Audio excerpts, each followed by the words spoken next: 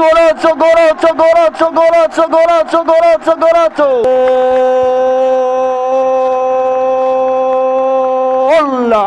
Gol, gol, gol, gol, gol, gol, gol, gol, gol, gol.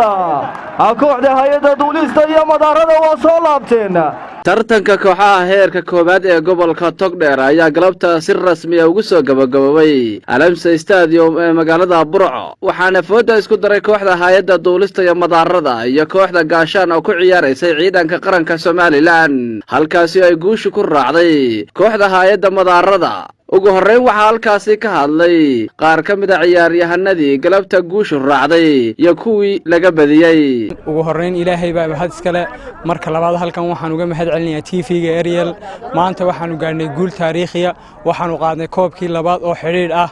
oo koobkii labaad horyaalka gobolka Togdheer wareegii ka socday bilihii ugu dambeeyayba waanu hananay mar labaadna waanu difaacanay taariikhdu maanta waa 12 bishii 3aad 2021 sanadkiisii horena koobkii horenu qaadnay ee horyaalka mar labaad waanu difaacanay mahadaas oo dhan ilaahay bay u sugnaatay waad ilaahay waa mahad iskale inta ka bacdi tiimkayga dhamaan aan ku guuleysanay koobka dhamaan macallimiinteedii gudoomiyaasheedii maamulka tiimka iyo dhamaan taageerayaasha inta ka bacdi waxaan ku guuleysanay finaalkii labaad oo xidhiidha waliba anagan guul dareysan waxaan u maleynayaa inaan guusha ehlu nahay insha Allah sidii caadada ahayd guusha way soconaysaa magacaygu Cumar Xuseen Maxamed kuna magac dheer Cumar Soomaali kana mid ah kooxda horyaalka heerka koowaad ee gobolka Togdheer Sky Stars Burco oo markii labaad difaacatay horyaalnimada marka koowaad ilaahay baa mahadle marka xigta maareeyaha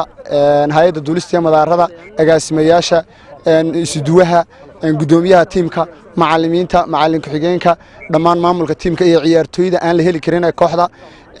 aad iyo aad buu mahadsan dhamaantayo aad iyo aad buu mahadsan yihiin magacaygu Cumar Jaamac kana tirsan ciidanka qaranka gaashaan ee Burco maanta waxaan ciyaarta mardamaystayda finalka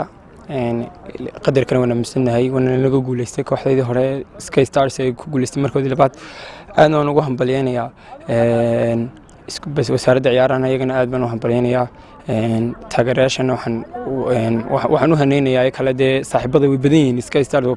kooxdan raggan ugu saaxiib badanahay weeyeen raggan kubadda markii laga soo bilaabo heer kooxdii ugu badnaayeen aan kamid ahaa marka aad baan ugu hambalyeynaya markoodii labaad Raxmaan Raxiim ciyaartii way soo gabagabowday waxaan la ciyaarisay kooxda duulista iyo hawada finalkiina waan laga guuleystay ciyaartii kama dambaysta ahayd alxamdulillah rabbil caalamiin ilaahay baa qadaray labada kooxood mid uma guuleysan lahayd kooxda hay'adda duulista iyo madaarada waxaan leeyahay hambalyo waan idin hambalyeynay sida raggan waliba idin hambalyeynay kooxdeeda ciidanka qarqashan waxaan leeyahay marka dambe ayaynu u tartamaynaa insha Allah taala isma dhiibayno laakiin waan hambalyeynay kubadduna waa barcad iyo barmadow dagaal iyo qayla maaha Raxmaan Raxiim waxaanu joognaa garoonkii Alamsa Stadium labadii tiim ku wada ciyaarayay ciyaartaas waxay ku dhamaatay 2-1 nabadgelyo inoogu dhamaatay annaga nabadgelyada noo daran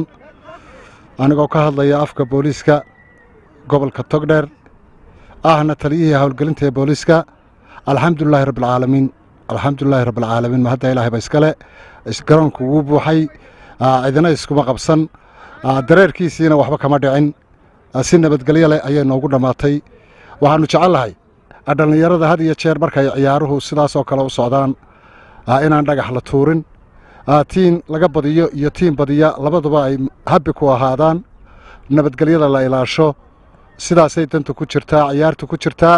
ciyaarna waa ama badisay ama laga badi alxamdulillah rabbil caalamiin nabadgelyo ku dhamaatay waan amaanayaa dhalinyarta gobolka Togdheer dhamaantoodba waan amaanayaa Xamse Maxamed Muuse Cawke Ariel TV Burco.